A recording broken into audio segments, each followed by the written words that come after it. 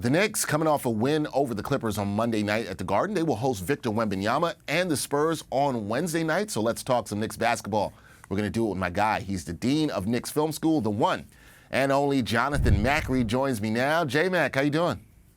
I'm doing a lot better after a win, man. Let me tell you, I was looking at that game tied after 3 quarters against the Clippers and thinking, man, 2-5 is not going to be fun going into Wemby Fest on Wednesday. But happy they got the win, and hopefully they pick up another one tonight. Yeah, Knicks fans are definitely hoping for that. Look, 3-4 is a lot better than 2-5. Don't want to get too far below 500.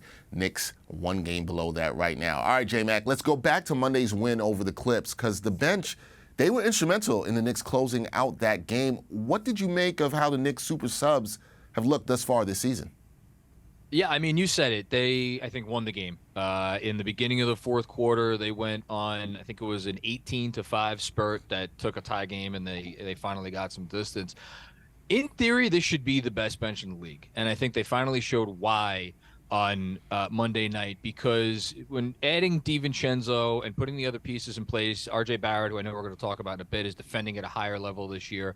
That's a unit that could really turn defense into offense, and we saw it on Monday. They turned the Clippers over on 4 out of 5 possessions, good fast break opportunities, a lot of energy in there. DiVincenzo, really made his debut in full to the Garden faithful. So I'm expecting big things from them moving forward, just like we saw on Monday. Yeah, bench was really good on Monday. We'll see if they can continue that going forward on Wednesday and beyond. You mentioned RJ Barrett, who I definitely wanted to talk to you about. He returned to the lineup on Monday, after another efficient game.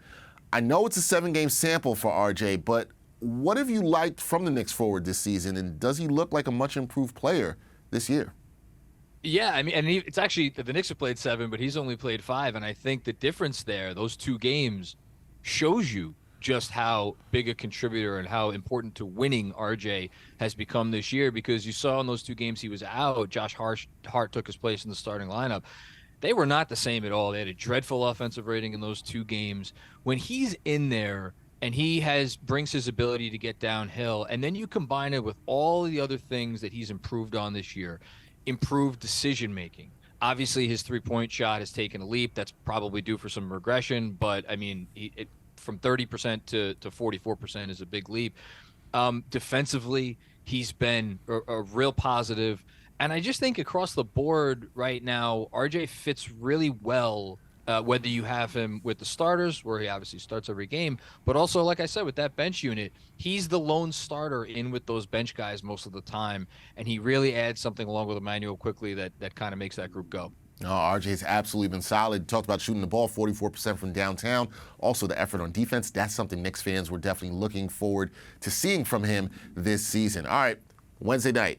I think you called this the Wemby Fest. I think that's what you called it, J-Mac. Sure. The Knicks, they're getting their first look at Victor Wembanyama at the Garden. The Spurs, they were not expected to win many games this year, but right now they're 3-4, just like the Knicks. What are the keys to the Knickerbockers getting a win over San Antonio on Wednesday night?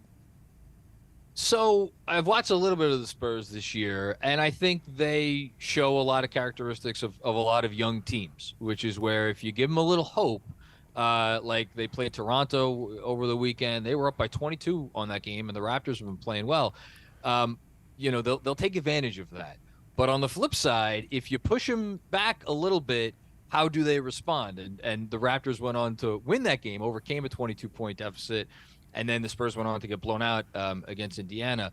So I think this is a game more than most where the Knicks really need to come out of the gate strong, obviously run their offense, take advantage of the fact that, the Spurs bring a lot of length on defense, but they're also young defenders, inexperienced defenders. Devin Vassell is out. Vassell, other than Wembanyama, is probably their best defender, so that'll help them. And then as far as Wemby goes, I think you want to challenge him a little bit. He's still a rookie, and maybe get him into foul trouble. He's been prone to that a little bit. But I would probably steer clear of him defense. Maybe don't challenge that 8+ foot wingspan too much there tonight. Yeah, I think that's been the thing looking around the NBA. Everybody wants to steer clear of Wemby because of just how long he is and can block everything. Yeah, the Knicks are going to have their hands full offensively trying to stay away from the defense of Victor Wembanyama. That is Jonathan Macri, the dean of Knicks Film School, always doing a great job breaking down Knickerbocker basketball. I mean, John, we'll see if the Knicks can get this win on Wednesday night at the Wemby Fest, like you called it, and we will talk soon. Always looking forward to it, Dex. Thanks so much. Anytime.